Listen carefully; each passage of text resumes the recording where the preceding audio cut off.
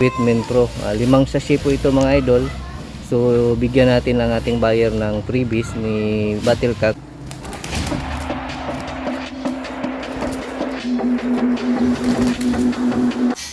So mga idol is meron tayong ipapaship itong trio na dungtaw natin papunta po ng Pagadian City.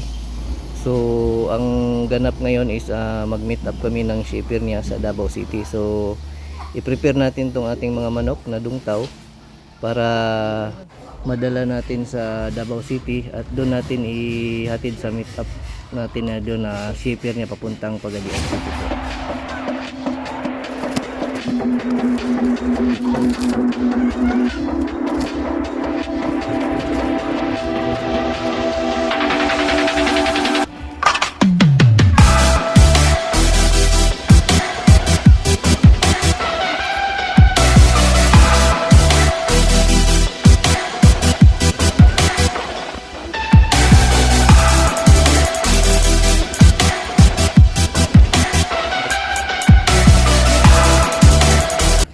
So mga idol, so ito na po yung box na pinaglagyan ng ating dungtaw, yung trio.